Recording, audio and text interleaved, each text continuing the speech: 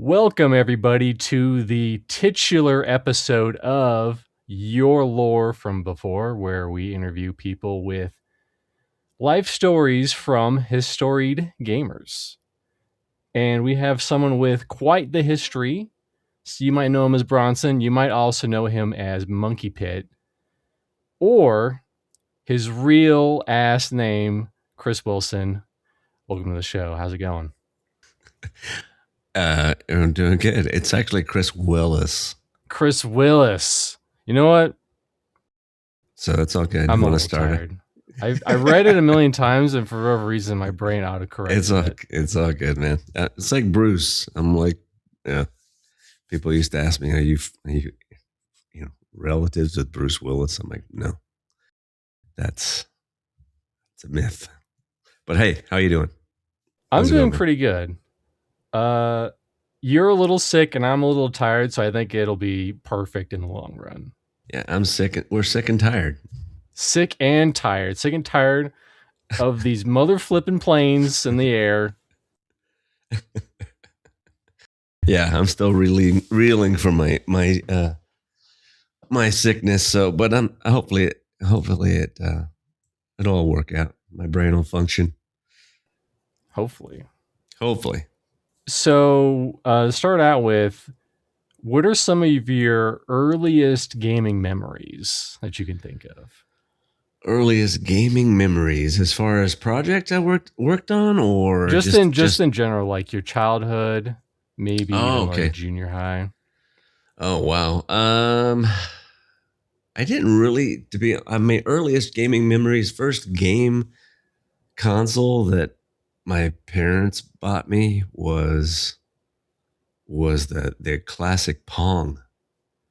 And it had a little gun that you could shoot this little moving ball on the screen, and it would you would just shoot it. It was pretty much, that was the excitement. It was that was all the excitement in late 70s. Yeah, I think it was the 70s, because it was like it was like, you're just your typical Pong. You had your paddles on either side of the screen and a bouncing ball that went across the screen, and that was the intensity of the gaming world at that time. So that was the very first time I'd ever been introduced to a video game. And then oh my gosh, and then my mom had friends that had a Radio Shack like version of something, and I forget what the name of it was, but it had like a version of Pac-Man, their version of Pac-Man, and it had color, and it was pretty cool. Was it like a computer? Like a computer? It was kind of system? But it was for the television. It wasn't because the people that my mom knew, husband and wife, he was pretty much into computers, and I was like maybe 13, because I was 12 when I had that little Pong thing. So it was like about a year later. It was already starting to get better and better, because this one had color and a lot of different games, and like there was like a Wizard of War version. I don't know if you recall that game. I don't, but it's kind of like Pac-Man, but you were like, there was this wizard that would chase you around, and you were being chased by weird looking creatures that were like the ghosts. And you were I think you were like a knight walking around trying to slaughter them, instead of, it wasn't really fast paced though. It was a little slower paced. It kind of almost sounds like Adventure on the Atari 2600, if you're familiar with that game. Yeah, I remember that one for sure. But I definitely remember Adventure. I never played it much in the arcades, but after that, then all my friends who like could afford some of the nicer systems were starting to get things like Intellivision and and well, there was, before that was 2600, the Atari 2600. I was really hooked on adventure, and I would always go to my friend's house, and we'd be playing that till late in the evening, and then yeah, it was just pretty much after that. Then it was just a whole lot of arcades and playing Dragon's Lair in the local liquor store. Oh, you probably lost so much money to Dragon's Lair. Oh, actually, I was really good at that game. I did Really? lose. I did lose some money, but it was still like you had to get good because back in those days you didn't have a lot of money. Your parents give you a buck, Oh, I and remember. Yeah, yeah, you so you like go there and you get like hey, here's 4 quarters, make it last, and it would just be gone exactly just like that. right. So you had to get really good, and you had to figure out the moves. So you would sit there and watch your friends go through their quarters, Yeah. watching the moves for a game like that one specifically. Because it was all they gave you a little sound, cue, and then you could hit the joystick to go which way. But that was a fun game, and but yeah, I played a lot of whatever, just like arcade games. But then another friend of mine who I would play a lot of games with. He and I used to go down to this local computer store. And that's where I started really understanding computers and figuring out how computers work because Hmm. we would just go into this store and I think we were like 14, 15 years old. And the kid, he was a kid, he was older than us, but looking back, he was probably maybe 18 or 19. So he was running the store but he, when you're a kid, everybody older than you feels way older. And Yeah, yeah, so yeah. we were like, hey, can we hang out here and play on the computer? And he goes, yeah, but just don't break anything because I don't want to lose my job. This kid was pretty cool, and he would let us just hang out there. And I was playing Dragon's Eye on the Apple II, and Wolfenstein on the original Wolfenstein on the Apple II. Very, those monochromatic monitors they had. It was like a sepia tone or a green or something like that. Yeah, I actually had an Apple II. That was actually, I don't know if it was my first like little foray into gaming, but my parents, they got an Apple II, and it had like Bernstein Bears. You like put that big floppy disk in, and you hit that switch to like lock it into place. It was probably pretty similar. It might have been Yeah, two E. Maybe that's what it was. Might have had some color. possible. Yeah, it was just a one color. That's all I remember. I don't remember seeing any true colors other than just that like a sepia tone color or a green, and the monitors were really tiny. They Yeah. weren't these things we have today. I mean, you didn't even have options. You just had one size, and that was it. You know. Exactly. Exactly right. I have a Go funny ahead. little story about my little Apple II. Yeah. So my brother, we had these like flat foam like animal shapes, Uh-huh. and my brother, he for whatever reason, he was like, "Oh, I have an alligator one. It's like roughly the same size as a floppy disk. I'm just gonna jam it in there and play the alligator game." And he broke it. And I think it cost like $500 to repair that drive or something. They were not very happy with him. Yeah. I think I would have been like in those days. Oh my gosh, that would probably been a huge deal. I want to talk a little bit about your artwork, especially around that same time, probably, 10 Yeah. to 14, maybe 15. Like, what kind of art, or like, how did you really get into art, like making art, if you can even think about something like that? How I got it? I just like probably any kid. I just drew. I just started drawing. I don't. I mean, as a little kid in elementary school, I was hooked on um,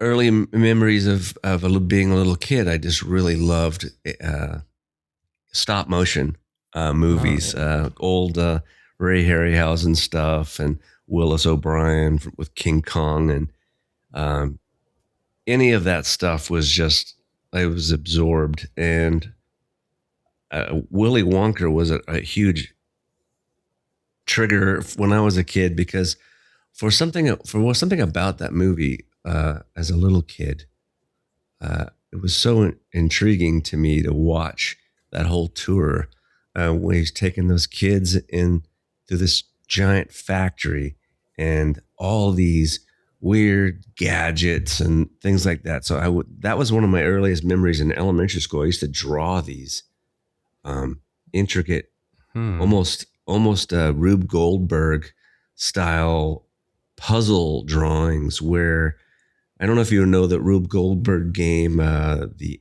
Incredible Machine.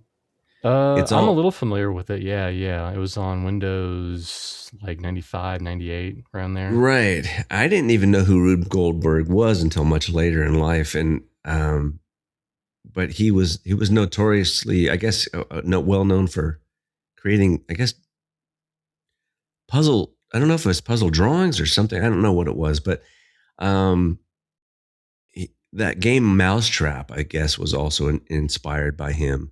Old Hmm. board game. But I used to draw these, conveyor belts, like because I was really obsessed with that movie, and I used to draw a lot of that. That got me really into this mindset of repetitious drawing, where I was getting. The more I did it, the more I got better at it, and the easier it became. So that was one of the first things. Then I got into Dennis the Menace, and he was one of my characters that I really drew over and over and over again until I could draw him without looking at a picture.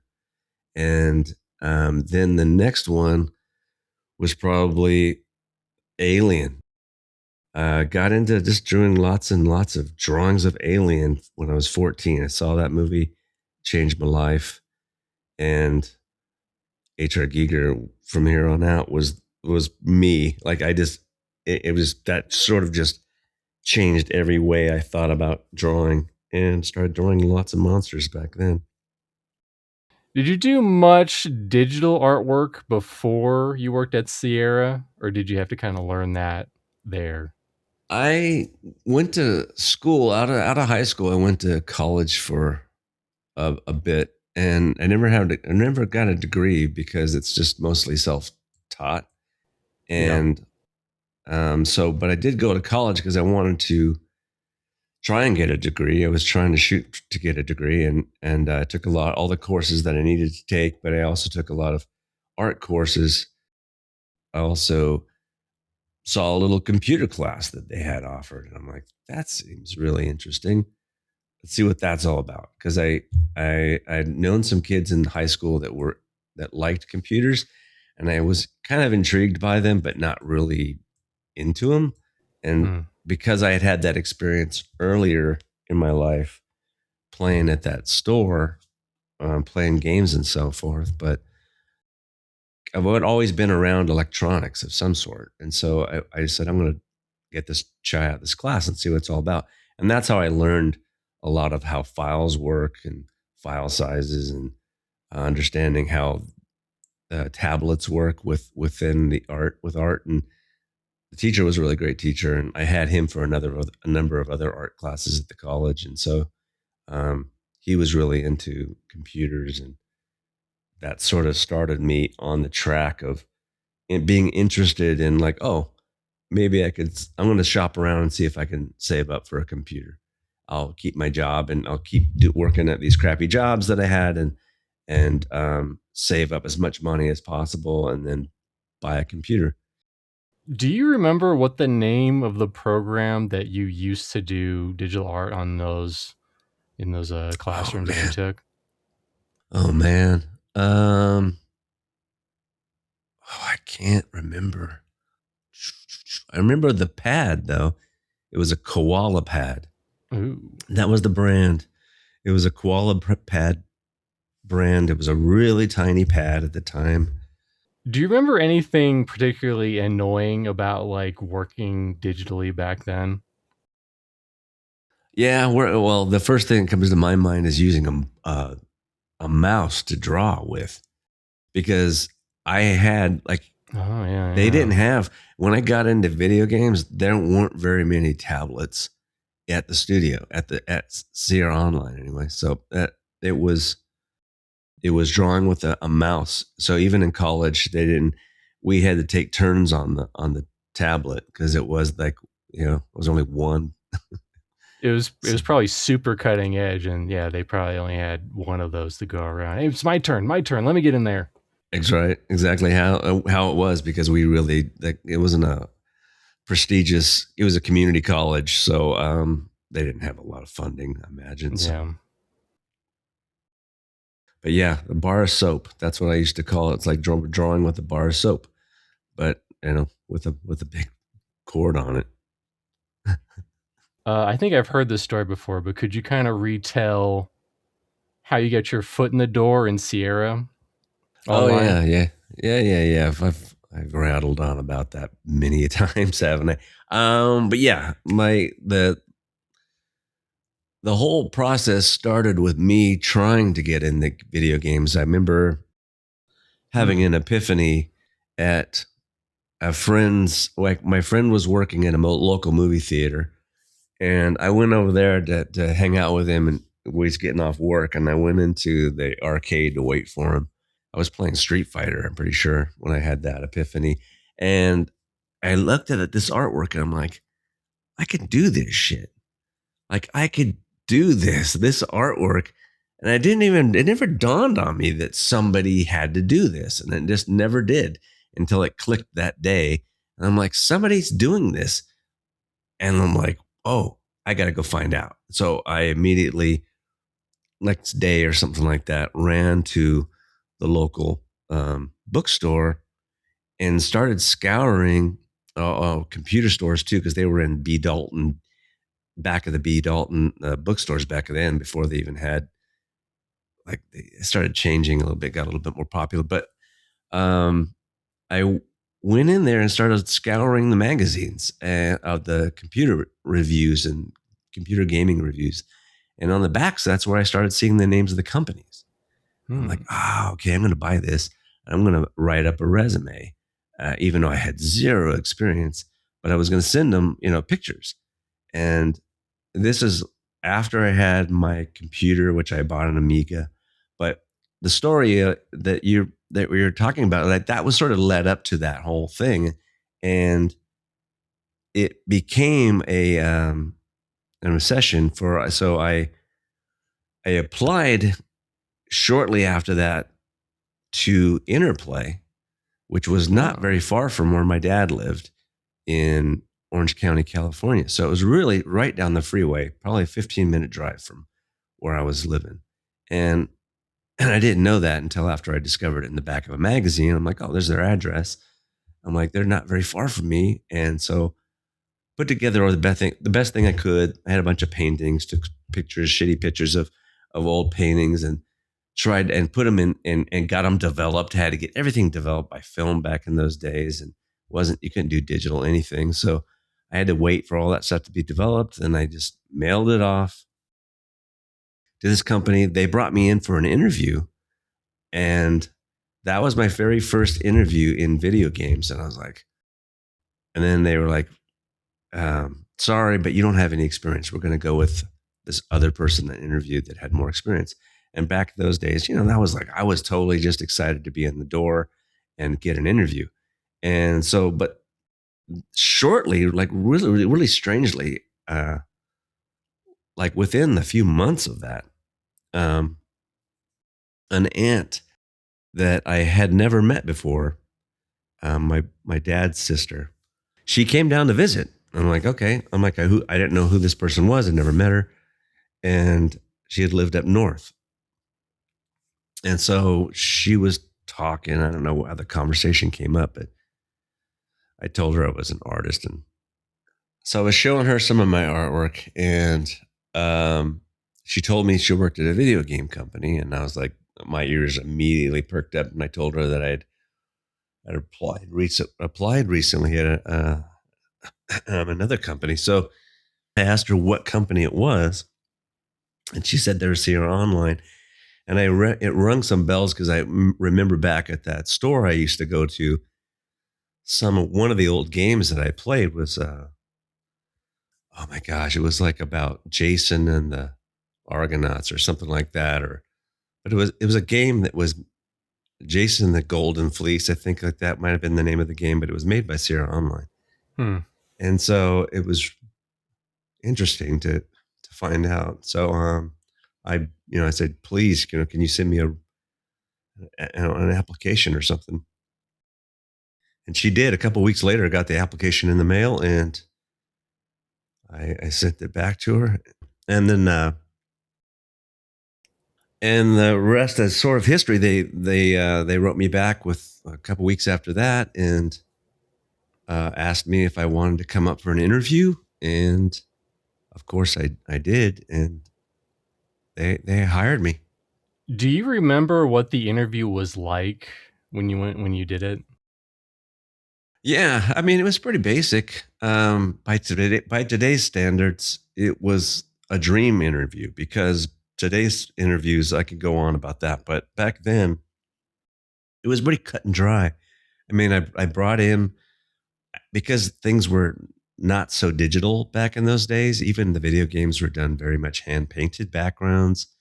I did bring in my hand paint some of my paintings in an actual large portfolio style, and I brought that in.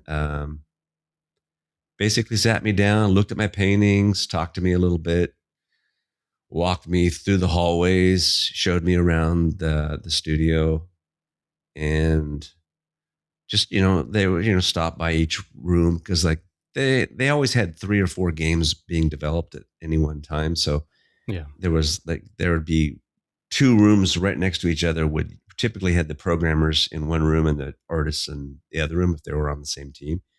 And so I'd just be looking in the windows and I just walked around, and that was pretty much it. I got the tour, and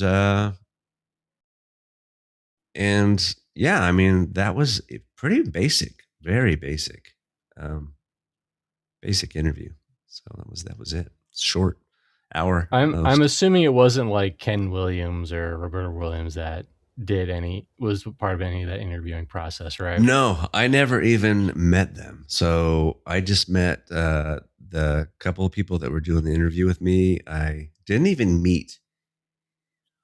Oh man, I'm trying to recall that because I don't remember meeting any of the other artists. I mean, they would go through, and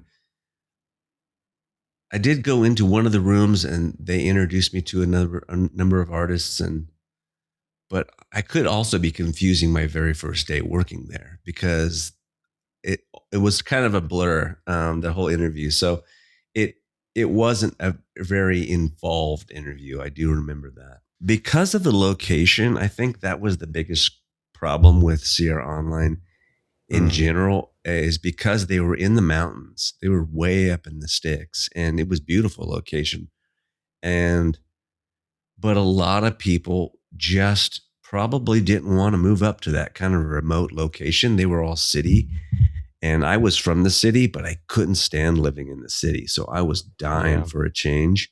And so I think that was probably one of the questions they asked me was, would you have a problem moving up here? And I'm like, no, not at all. You're Please. hiring me, yes? Then yes, I am moving up here immediately. That's right. I found Hey. there it is. Yep. Oh, zoom in on that guy. Let me see if I know him. I don't think you will know this guy. I know that building. That's not the building that I worked in. Yeah, I have another video coming up later. Mm-hmm. And I think that it's probably where you worked. That looks But yeah, like this guy. I don't know how I found this. This guy, he. I gotta zoom out so you can actually read this part. He went on a honeymoon, and for his honeymoon, he went to the Sierra Online office because he was a big Space Quest fan. oh my gosh. He went on the tour. He took his fiance on his bride on a tour of Sierra Online. That's funny. That's cool though. People were so into it. It was really cool back in those days. Even though we used to all sort of giggle a bit when we'd watch the tours come through because they had actual tours where you felt like you were an animal in a cage. we'd all be sitting there working, and you see this line of people just come walking through the hallways. And we had this tour guide. Her job was she was married to the sound engineer in the sound department, and her job was just giving tours. She would go, "This is the team that's working on such and such," and people would be looking in at us, and we'd all be going, "Whoa, should we eat a banana?" And like, like what? But it was, looking back, it's the kind of stuff that I don't even know if happens anymore. And it's at the time it was comical, but but now looking back, it's kind of nice. I would imagine not so much nowadays, because there's just, I imagine there were probably a lot less like NDAs and stuff going on back in those days. Right. And now it's like there's these super top secret projects that companies are working on for like years and years and years. Right. And yeah. People didn't have cell phones. They weren't walking around with a camera. That too, yeah. So, and they probably, if they did bring a camera, they're probably asked to leave them. I don't think I ever remember seeing anybody take pictures of us. So it was like, but yeah, I know that building though. I know that. I'm pretty sure, man, what's the name of that company? That I guess there was another company on the second floor there, and Really, yeah, it was a branch off. There was like 2 other companies in town that were startups that were a bunch of people who were ex Sierra that all left and started up their other companies. There was Tsunami, and so basically they, I assume, left in good faith, and they were like, "Hey, we're gonna just take." Could you imagine leaving angrily and be like, "Actually, we're gonna take this office in your building. Suck it, nerd." but well, you'd be surprised, man. It was I didn't know the people who started up Tsunami um, very well because they had already left Sierra Online before. Let's see here. It says, yeah, they started Tsunami in 91. I started at Sierra Online in 92. So they had already started Tsunami before I had even started. And then when I got there, shortly being there a little while, more people started telling me what the lay of the land was. And so I realized shortly after that there was some bad blood going on in town, but Really, I'm sure it probably wasn't like terrible, but there was, they started up. I mean, they all live there. I mean, I don't blame them. You know what I mean? It's like, yeah, they all lived there. They didn't want to leave. And so they started up another company. They weren't very successful. I don't think I don't know what Tsunami or actually did, how many games they did that were. that company sounds vaguely familiar. I'm sure we're gonna look this up in post Yeah. processing and be like, "Oh yeah, they did. They made that." And there was another one too, and I can't remember the name of that company. So, like, when you were brought into this company, was it just like, "Hey, you here, make this background by," pretty much, right? Or am I wrong? For the most part, it was you were assigned because like I was new. I was like, this is my first, gig. So they weren't gonna just hand me anything Yeah. important. I was doing cleanup. I was doing super bare bones garbage. Like all this stuff was the backgrounds were done by established artists. I was cleaning up the animations. I was cleaning up pixels and fixing. I was cleaning up stuff like that around the edges of these animations. So this is kind of like vaguely familiar in a way, because you probably sat there and like made sure Pepper's arms like didn't have like weird artifacts Mm-hmm. on the side and stuff. Pretty much. Okay, well, since I think you might have more to say about this. This is EcoQuest 2. Although I didn't know there was an EcoQuest 2 because it's called Lost Secret of the Rainforest. It's not called Right. EcoQuest 2 on the box. Right. Mm-hmm. Yeah, that was pretty sure that was the second game I worked on. I did that animation right there. Like I The worked guy on like that shuffling. the guy shuffling and shit. I did a lot of the stuff that's in this shot right here because I remember working on a lot of these little animations. Not all of them, but I remember cleaning up that guy, the hunting guy. Oh, I did that. I had to clean up stuff like this, those little talker faces. But yeah, all this, damn, this is all. Yep, I did a number of things in this shot. Not well, not I mean not that one, but I remember I did one painting in this was my very first painting at Sierra Online. It was in this game, and it was a painting of a bat. Yeah. Oh wow, no, they must have. They didn't like my painting. They replaced it. Really, Is that it? was supposed to be the bat, and they replaced it. Yeah, it was like a very different. It was like a bluish. The painting I did was like a blue bat, like a bluish type Hmm. bat. So they must not have ended up liking it and tweaked it or something, which is fine. I mean, it doesn't look familiar at all.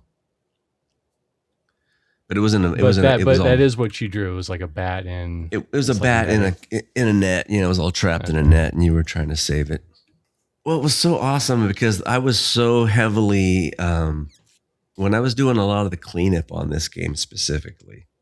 I had played and loved this old game called oh man, it was by Westwood, but I absolutely loved the artwork. The artwork style, it was very fantasy, and man, it was called The Legend of Legends of Kyrandia. Kyrandia. That's it. That game I loved. And so I was loving how they did their very, it was very well done pixel animations for that time.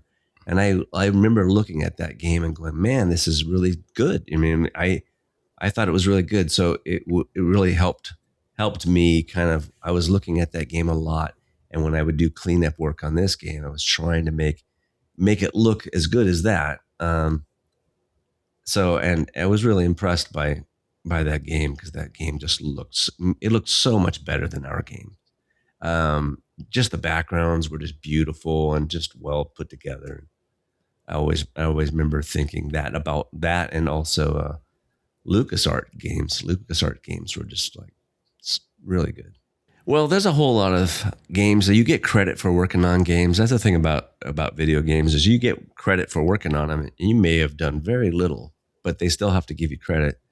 Yeah. Um, so I just did help on some background cleanup or some animation help because you know when you're in between projects, they put a lot of people on the other projects that are trying to get out the door. So everybody will come in and help to get that project out the door.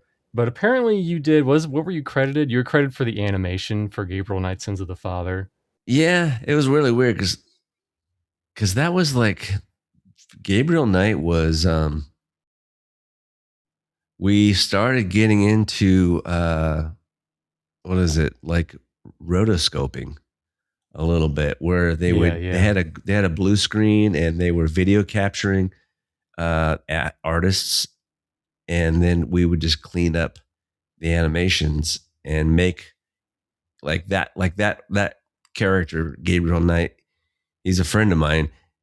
He's another artist. He just they he had really long hair, but like they put him in. He had a black leather long coat, and so they let him. He would walk around on the set, and like he was Gabriel the body, and they would just we had to fix his head because he had really long hair, and but we had to fix him. But he was the walk. He was Gabriel walking, and so Oh my it was god. pretty hilarious. But like I would kill to see those photos nowadays. I bet anyone would love to see those photos. I bet they're probably just lost to time. Those hard drives are just long gone. well, yeah, there's a lot of stuff that I still have that I have files that I kept and I have them on hard drives. Um, whether or not they're functional is the hard part. Is getting them to work, because they're outdated software. They run on outdated software, so it's sort of like you have to get an old copy of that software. But yeah, this stuff here. I just did a lot of animation cleanup, and on this one, I did do a painting on this one, and I did do a lot. Actually, I take that back. I did the titles, the title, or it was either the title like the credits. day, hold on, like the day not ones, some of that, these like things. that. The art director on this was a friend of mine named John. Oh my gosh, I was just thinking of him earlier today. Great artist, man. He's such a cool guy. John Schroeds. And so he was the guy that was overseeing the whole look of this game. But I ended up doing the titles, or the title, credits and things like that. It's all red.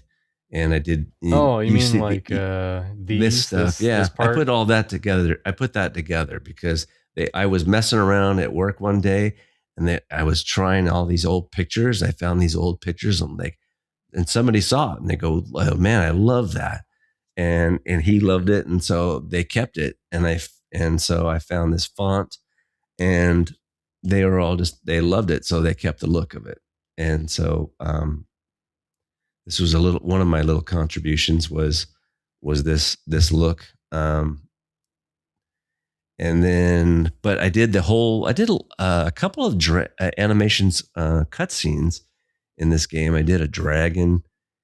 We used to laugh about the line he says, because Tim Curry does the voice. What a night. I'm sore all over. And we were and I was so weird to think that back then I didn't even realize that Mark Hamill was there. He had just come into the place, and I didn't even know. Some of these paintings were done out of house. Like this one was all we were trying out morphing to some software that used morphing, and yeah, for that shot. And then that's a 3D thing I made. Pretty sure I made that from 3D. I did that animation of the blood. I did that snake.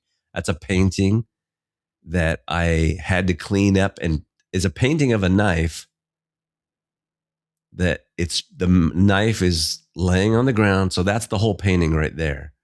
And then after I realized that, they said, "Can you do a painting?" I'm like, "Sure." I did this. And then they said, we need the knife removed, and we need it to turn into a snake. I'm like, "Oh crap." I'm like, "Well, that would have been easier if I would have done it on a layer." But I ended up doing that as well. And I had to repaint the background by removing the knife.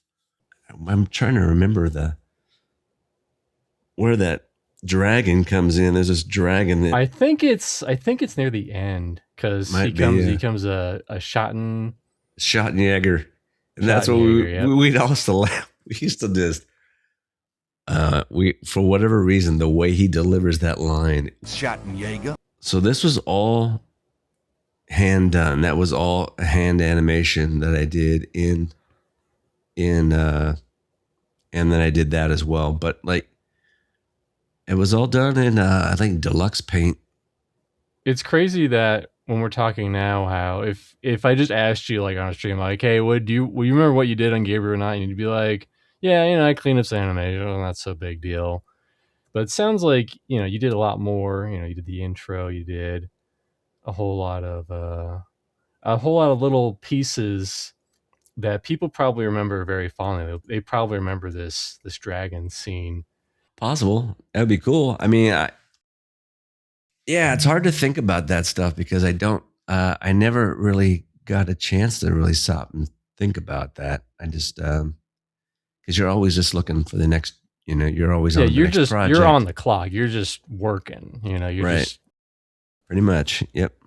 And so you don't think about it, but it's true. There was times I would think about that. I would think, well, that's pretty neat that I got to work on these games that did give people a lot of enjoyment, and if I was any part of that, that's pretty cool. That's always pretty awesome to think that there's kids out there that were playing the games that I worked with other people on, and everybody as a team worked on this thing and brought it to life, and that thing gave a bunch of people, entertainment for a little while. So upcoming, this is something that's really weird on your whatever. What happened? Where'd you go? I'm very diligent with my research. Uh-huh. I'll find all the things.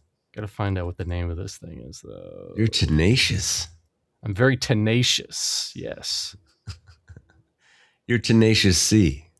Tenacious C. All right. Well, it's happening. Tenacious C.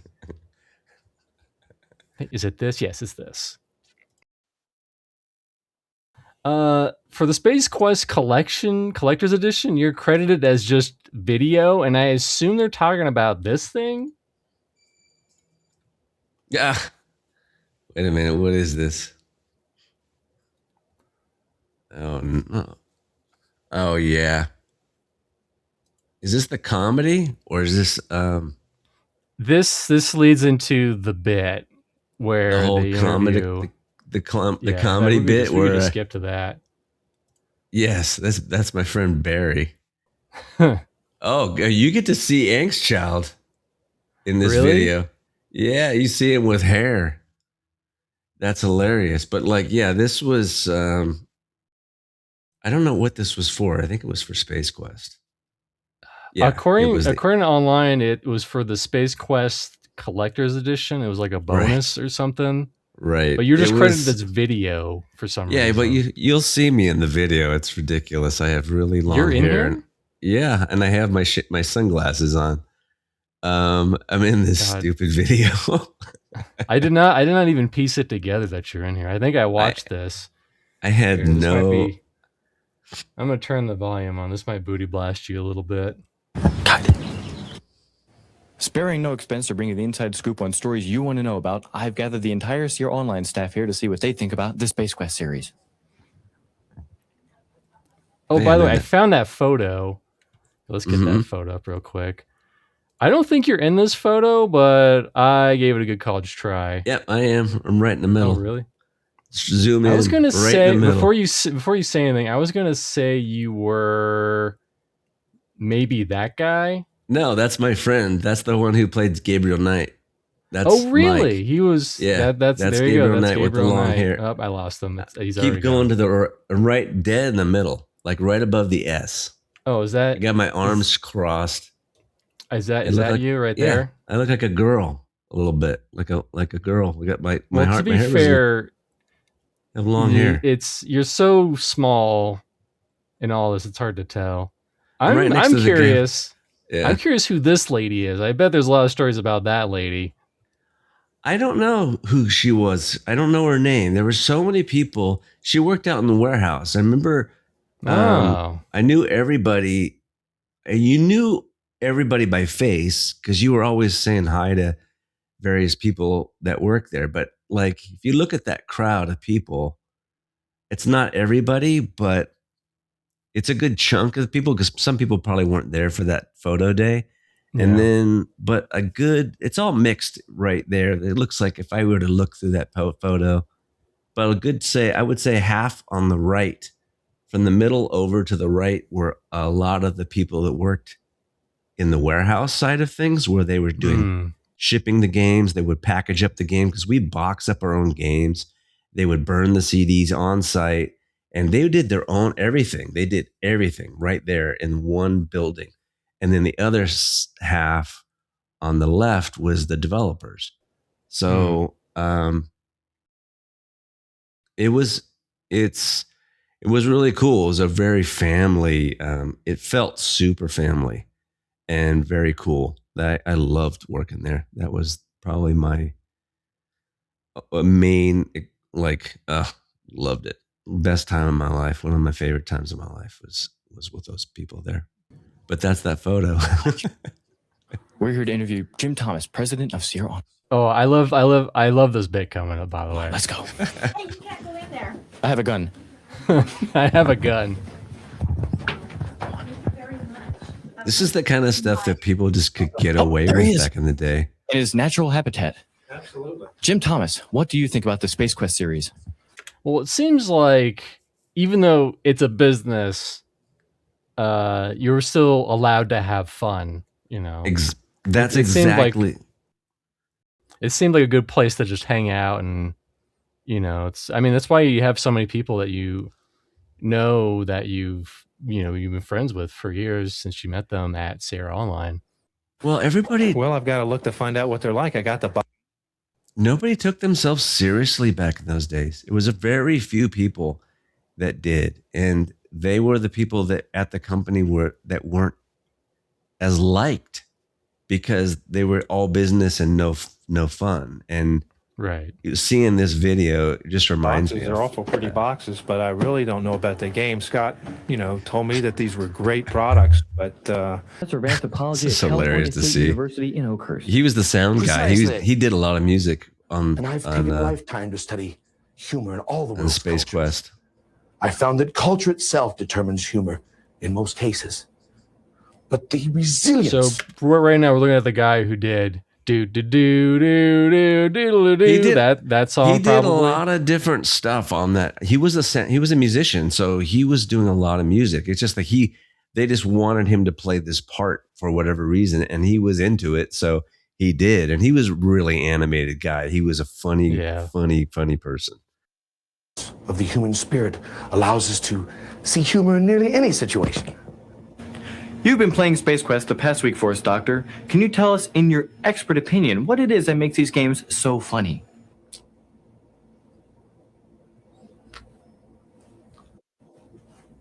I have absolutely no idea. Yeah, this is my big debut. Cut. So, why do you want to be a guy from Andromeda? Because I really want to work for Sierra Online. Next. Oh my. Because There I I want to am. grow both personally. Oh my god, I didn't even put it together. Professionally. Yeah. It's so ridiculous. Next. Yeah, I thought that was just some other dude. I didn't think that was you. No, yeah. And there's angst. A perfect freeze frame. He's like, it's hilarious. You got to take a screenshot of that and share that one. That's good. Genius. Next. Because I think Ken Williams is a bona fide genius. Security. Yeah. Because I can act just as stupid as the next guy. Oh, what do you think? I don't know. He seems like kind of a jerk, but there's something about the guy I really like. Yeah, that's Josh Mandel, the designer. He ended up being the designer. Thanks. Oh yeah. So there you have it. Sierra Online makes its pledge. But that was pretty much where you worked, right? Yeah, pretty much. That was to continue to bring you computer games of the highest caliber, and they promise to continue to bring you Space Quest. Yeah. Scan out. But yeah, that was fun. I was so nervous doing that moment. I was like, couldn't stand being in front of cameras, but they were like, we need you to do this. Can you do this? I'm like, I guess I can try. But yeah. Sunglasses probably helped. Yeah, that's why I wore them. I wore them because I was more nervous than anything. So King's Quest 6, you are credited as high-res character art plus lip syncing. Oh yeah, this is weird. This is a whole weird thing because this is where Sierra Online had ended up buying a company called Dynamics. And they were up in Seattle, Washington. Either they bought them or they were partnering with them or something like that. But they had developed lip syncing software. And so that's one of the reasons they bought them, because they wanted to acquire the lip syncing software. And they flew me and Don Waller and a couple of other guys up to Washington for a month. We were up in Washington, and we were being trained on the lip syncing software. So we did a lot of the lip syncing. It was tedious, it was boring, but all that and we had to create the phonemes for the mouths and then match it up with the dialogue. It was a bit of a nightmare, but it was interesting and very fun at the same time. I'd never been to Seattle, Washington before in my life, so that was kind of fun. We all lived in an apartment for a month together, and that was fun. That was a fun trip. Oh my gosh, look at that guy in the middle. See that guard in the middle with the little hat on? Yeah. That's the designer. That's Josh Mandel's face. That guy who was the guy from Andromeda they hired. Oh yeah, that's him. That's him. Because that's what we would do. We would use people's faces as reference for paintings, and they just basically flipping it back and forth. It's hilarious. It's so hilarious. It's like I can see it. That's totally Josh. That is completely Josh's head. And I mean, he would wear that outfit if he had to. Oh, Josh was hilarious. That guy was so much fun to work with. Yeah, he was a great guy. He is a great guy. I haven't seen him in years, but according to this, got muted again. You were the in-house computer ink and paint for King's Quest VII? In-house ink and paint. Yeah, well. Yeah.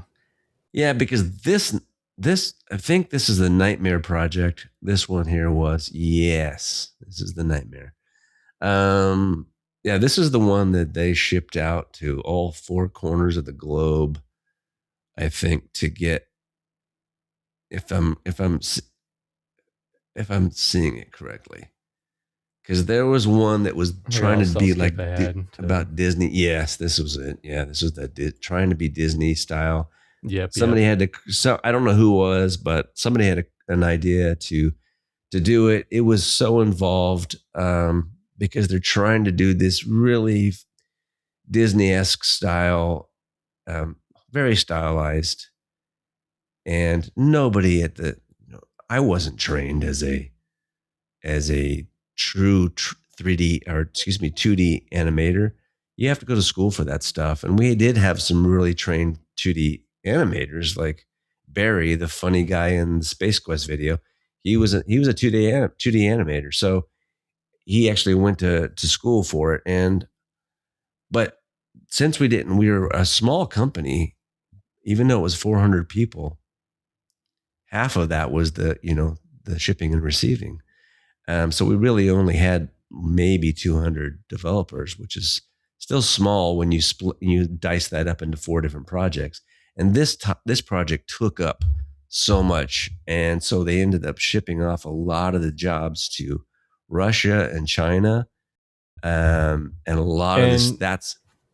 Yeah, that kind of makes sense because I don't know if you've heard I believe if I'm not mistaken, the intro was made by Animation Magic. Who made the infamous Zelda CDI games. Huh. Which kind of makes a lot of sense. It's just wild because that's how all this inconsistency across the game. If you see it, if you ever play it, it was sort of internally a little cringy.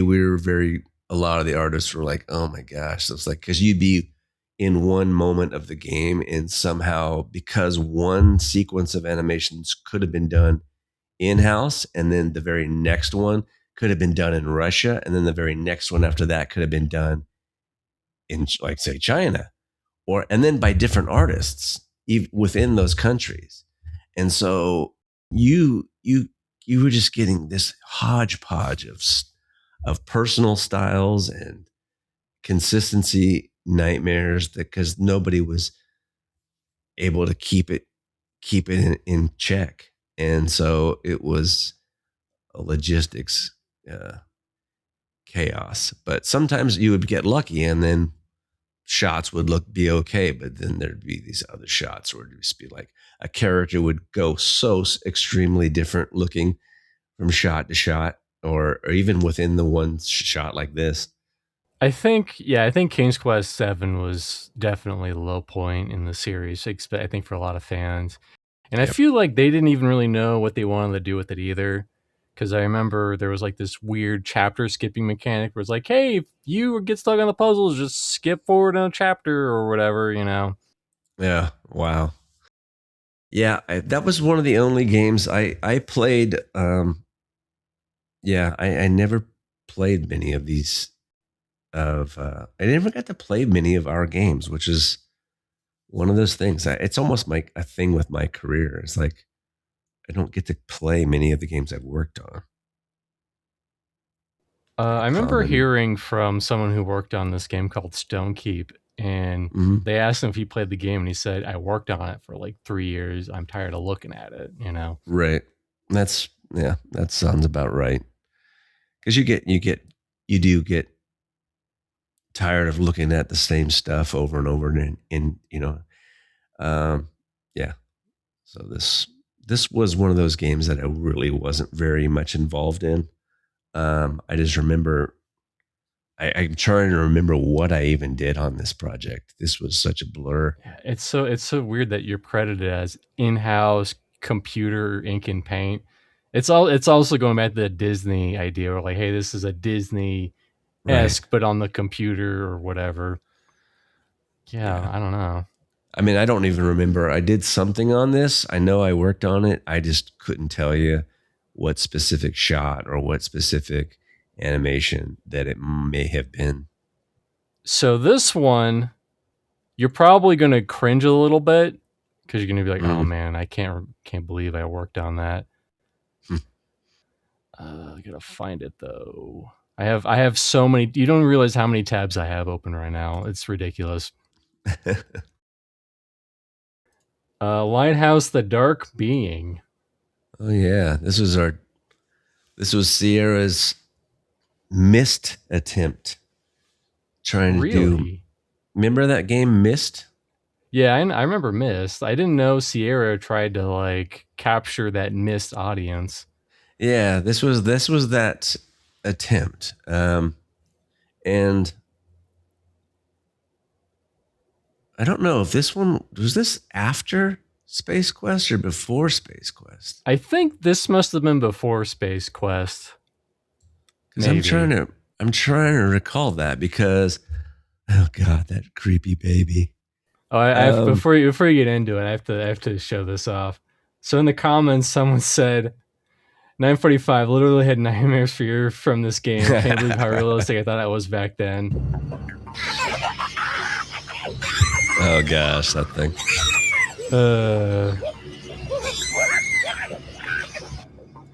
That's so weird. That is so bizarre.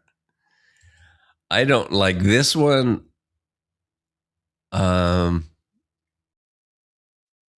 did a lot of 3D on this project, but well, actually, no. This came out after. This did come out after Space Quest. This is 96, and Space Quest was 95. So yeah, but that's why. I mean, because I know that like while I did a lot of 3D and did if we were to scrub through this whole thing, I could tell you almost everything that I did. But this is not where I cut my teeth on 3D. I'd already kind of learned how to do 3D by hand by this time. But oh god, that thing. It's crazy.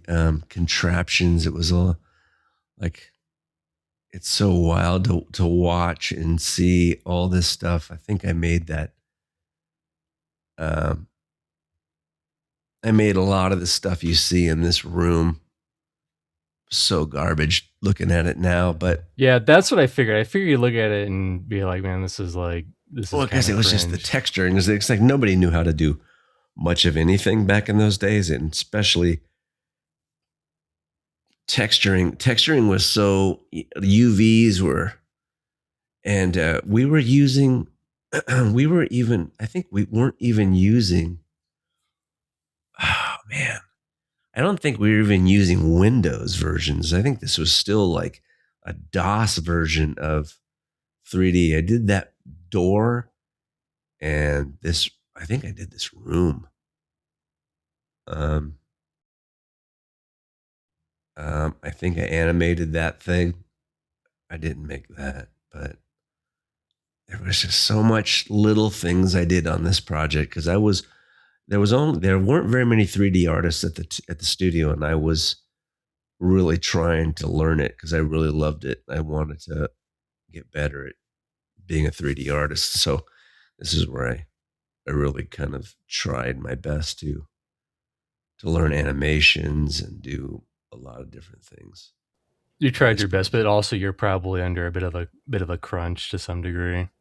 Right. We're always the whole everything we are always under a crunch for the most part because you got to remember these games were done in a year. Ooh, yeah, that's a rough. lot of these games were done in a year, maybe a year and a half. You didn't have the luxury of 5 years. I mean, to make a game, 10 years. I mean, gosh, these studios today, man, no wonder they're spending so much money. They're just not really planning things out very well. But even back then, we would have a lot more crunch time back then too. So there's less crunch time now, but things take longer. I imagine it's not like, Rockstar where they're pretty much putting those people through slave labor to get those games out near the end. Yeah, a lot of big studios, you probably have a lot of people who are getting paid very well, and and combined with that with loving your job, and maybe they're single. So when you're single, you don't have a family, right? You don't have all the complications of raising a family, so you could stay as late as you'd like. I remember those days, when I was single, and I would stay late because I loved my job and I didn't have anything to do but go home to my apartment and either paint or just watch TV or go meet friends for beers. But we all worked at the same studio, so we all might be at the same project, so we'd all be working late together and just laughing and having a good time. So it wasn't torturous. So yeah, things are just different for sure now than it was back then. This is one of those things that I look at these it just takes me back to how much simpler times were and development was, and how much more fun it was to develop games back then. Yeah. I mean, the fact that making 3D graphics, it wasn't easy, but also it wasn't like it is now where it's just, they want these super high res. Yeah. All the textures, all the lighting. Yeah. Well, back then it was all Wild West. I mean, in a lot of ways, you had this entire game that we had to make, but we were all under the gun to get it done and try and make it look as good as possible, but limited to the technologies that we had. And not everybody knew how to do everything perfectly. So everybody was learning. It was all big, like this weird combination of things that were happening. It's like all this new tech, like 3D software that everybody was trying to learn that didn't know how to do it really well. Combine that with trying to get a game done in a reasonable amount of time, and make it look good, and all these shots that you had to figure out, and it was just a lot. And then you had to light it, and then nobody was a really good lighting artist back in those days. It wasn't like today. Everybody's a specialist. They have specialists in every area, and now everybody's just so you have art directors scrutinizing ridiculous amounts of things, whereas back then everybody would look at it and go, looks great, let's move on to the next thing. And it was just like, this looks good, but at the time you thought it looked good and you're like, okay, this is not terrible. I know it probably, you weren't thinking because you really didn't have much to compare it to, except to other games that we might have been competing with. So we were looking at other games and it's like, well, does this look as good as this shot and missed, or like this shot or something? And you would in your untrained eye for that time, you were like, yeah, it looks good enough. It looks good. Did you ever hear about how the development of like Myst happened? No. Basically, they had one of those 3D rendering computers, and they would render a shot, and then that shot would render for like days, and then they'd send it over. Yep, that's how these did. You had a render farm. We had to basically these shots, because the computers were not powerful enough to render 3D. Yeah. These shots were all pre-rendered, and we had to animate them and like after the fact, take elements of them and then animate those elements as a separate layer on top of this.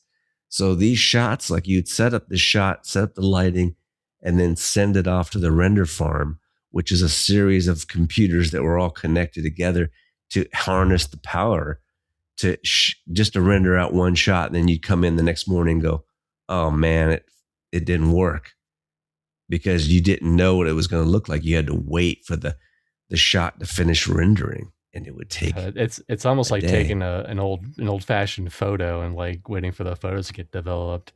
Right. And that's these shots right here that you're seeing of this like sort of like not the lighthouse, but this building, and you see that water. People were like agonizing over that water for days. I'm like, oh man, this ripples look terrible. Let me re-render it. Let me fix it and make these changes. And then they'd re-render it, hoping that it would look good. And it was chaotic. It was a bit of a pain in the ass, but still a fun project to work on. But boy, oh boy, look at it now. It looks so dated. Yeah, it's very dated. I'm going to bring this up really quickly. I don't know if you're going to have a lot to add to this, but apparently I remember you at one point mentioning, I believe you brought in Cliffy B or something to talk about the Unreal Engine. Is that right? Yeah, that was like later. I think that was at like Obsidian? Yosemite Entertainment Times. Yosemite Entertainment Times. Yeah, that was like after Sierra Online, I believe. Okay. I'm trying to remember when Cliffy B and Tim Sweeney came in to pitch Unreal. I'm trying to remember the exact project we were working on, because it was a totally unrelated. It wasn't really. It was Sierra Online, but a division called Yosemite Entertainment. Like Sierra Online had moved up to Seattle, Washington as the headquarters at that time, and they left behind everybody who wanted to stay and work at Yosemite Entertainment, which is another division. And we were working on other projects at that studio. And but that was when I think those guys came in, and I met Cliffy B and Tim Sweeney. They probably don't remember me at all, but it was a big deal for me, because I was kind of like, oh, I know who these guys, because I was a big fan of Unreal. And I was like, oh, it's cool, because I was really into the tech of it back in those days and building my own levels and all that cool stuff. But I think that was on Navy SEALs, which was we were working with ex-Navy SEAL writer, famous guy. But yeah, I think that was the game I think they brought, that those guys was might it have been brought in. Police Quest SWAT something too? No, SWAT 2 was kind of an isometric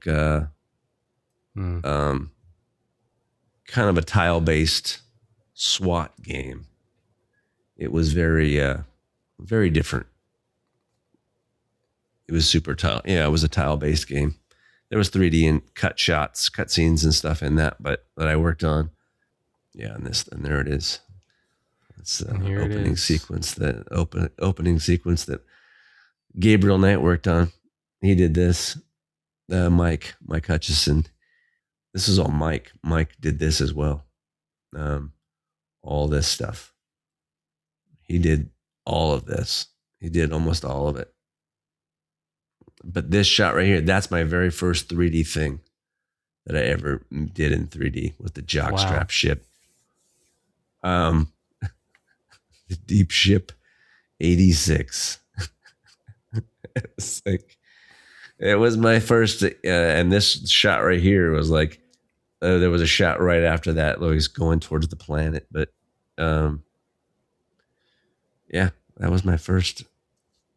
This whole project right here was me learning 3D, and I did a lot of cool stuff that it was really fun to work on in this project.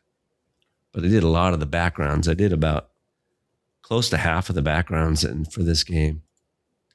Like this background was my first background in the game. I did this whole background. You got that Blade Runner ship right in the front there. I have so many like Easter eggs that I put in this whole game. Like that ship that's parked and that's kind of just laying there in the middle of the street. That's supposed to be that ship from Blade Runner, the hover ships that are in Blade Runner. And you go into that liquor store, the Sector 6 or the Boot Liquor. Like that was my name. Like they let you do whatever you wanted. Like that was what's so fun about working on video games back in this day. Like they just said, okay, just make this shot. And so they said, we need a liquor store in the corner. So I made the liquor store and I just titled it Boot Liquor. And then this whole sequence with E.T., I think Mike and I came up with the idea, like, let's have him pull his finger and he farts. And so he does. Like, that was like, he pulls E.T.'s finger. It was just making it up as we went along. Like this whole sequence, I think I made this. No, this room might have been made by John. But this whole thing right here, that cinema sign, like one of the programmers proposed to his wife using that sign because he had her sitting watching the game, and he programmatically knew when he could turn it to say, "Will you marry me?" And that marquee popped up and said, "Will you marry me, Michelle?"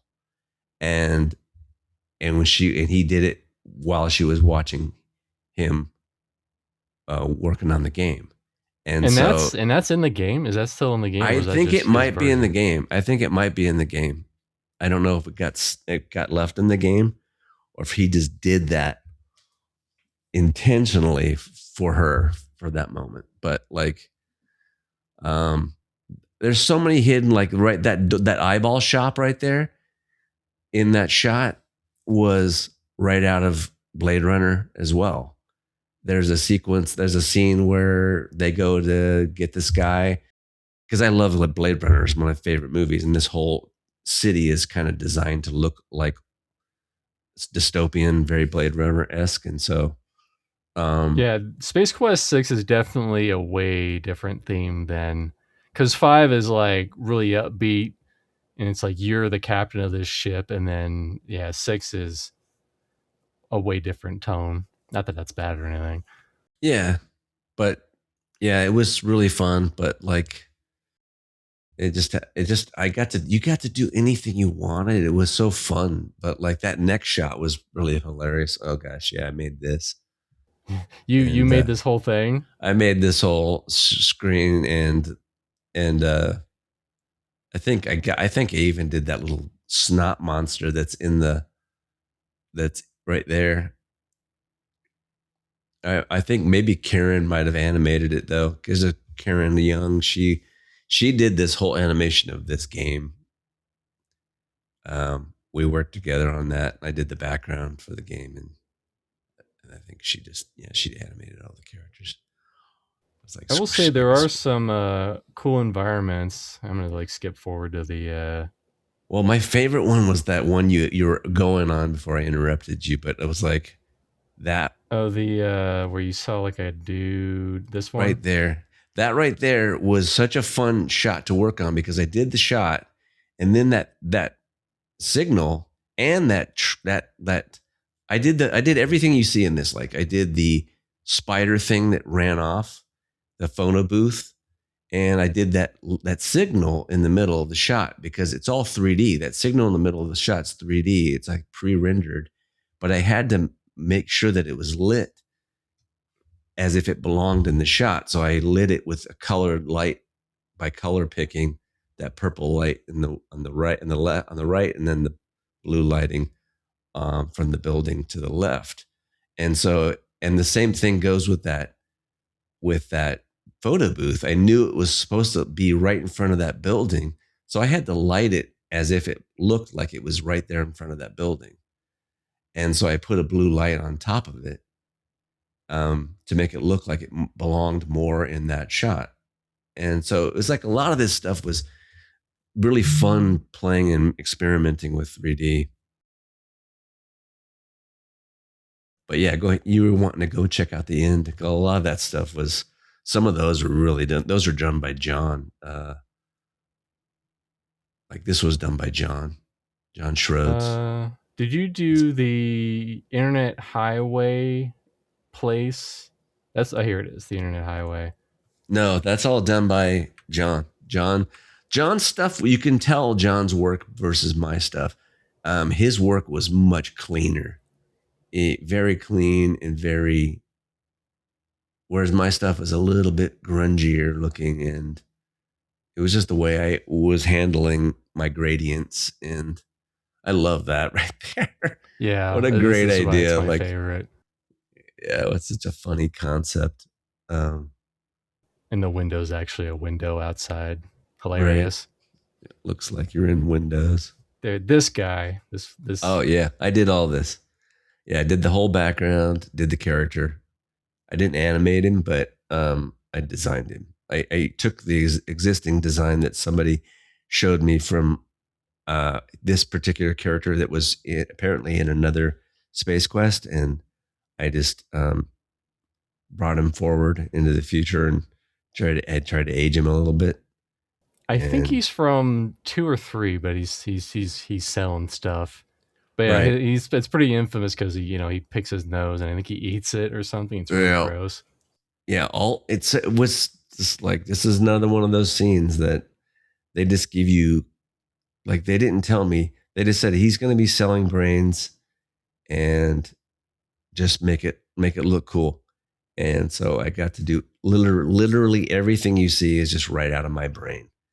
And like all of it, including the lobe piercing 10 Buckazoids. Yeah, made it all up myself, and all the logos that you see in that shot are just me, just sort of coming up with, like, I forget what BD stood for. Like, I think it's brain dead.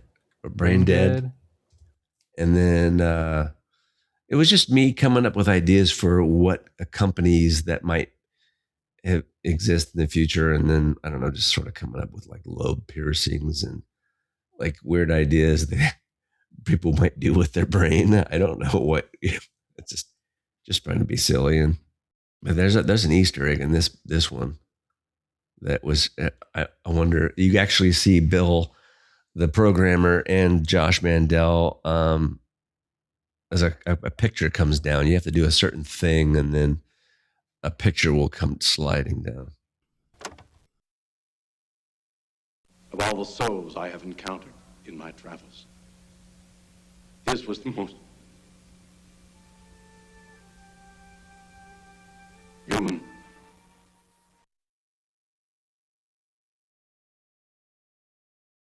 It doesn't show up, but I assume it brings up this image. Yeah, that's the picture that it drops down, and that's Bill on the right, and that's Josh, the designer, on the left. And you just have to put something you have to have the screwdriver in your hand and put something in. You have to do certain things in a certain sequence, obviously, and then it'll make that picture. Like I worked with Bill on that. Bill was like, "Hey, dude, can you make me a little piece of artwork then I can just have it slide down with this picture in it?" And I'm like, okay. So I just took time out of my day, and I whipped up a panel that looked like it belonged in that thing, and then he would just programmatically drag it down with the picture in. But that's the kind of stuff you did back in those days. You just like, if somebody wanted to make it, put an Easter egg in, you just sort of help them out. And we did it. We made it happen. Because as long as it wasn't something that was hurting, like a vulgar Easter egg, you know, it was just something fun. I kind of reminded me of this. I've been playing, I don't know if you heard of a game called Anachronux. It was made by Ion Studios. But there's this whole like dumb Othello. I don't know what game this is, like mini game that you can just do, and it's just there, and it serves no purpose. You could just play it, and I feel like you don't really get a whole lot of stuff like that anymore. You could just like, hey, there's this whole mini game where these cool little Easter eggs just for the hell of it that we threw in there. You know, a lot of it's very you just don't get stuff like that anymore. No, it's true. It's games are a business, and they always were, but it's just the way the business people at the top, how they typically want things to go, and you just don't get that kind of fun. You really don't. I mean, even working it's been a long time. I mean, having fun at a company anymore is almost unheard of. Yeah. It's just like that was the first and almost last time. I did have a lot of fun working at Obsidian, but it was different kind of fun. It started getting serious. Yeah. That's where it started getting serious. It was around 2000. So thanks, Bronsun. This will be the first part of your kind of gaming life story, but life continues to life around. And hopefully we bring you back, and hopefully you can talk about other stuff that you worked on. Like, I don't know, this little game called Pantheon. I don't know if you heard about it. I don't know about that. What is that about? What is this? No, but yeah, we should definitely, pick my brain. I'll tell you what I can tell you. But yeah. Anything you want to promo real quick, like about your art or anything, your streams? Well, sure. I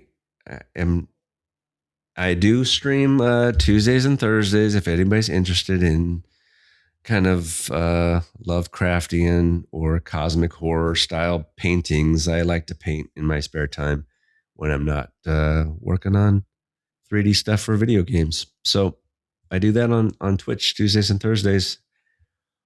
Other than that, no, I don't. I wish I have some things with cooking on the back burner, but I won't really divulge that information right now. You'll have to just keep us in suspense. That's right. Well, hope everyone enjoyed, and we'll see you hopefully on the next episode. Have a good one, everybody. Yeah, that's what's wild. It's so weird that it almost has. I remember looking it up too, because at the time it came out, it did really horrible. It was up against a lot of different really good stuff at the time. And then, but it has this sort of cult following of people that really, truly love it.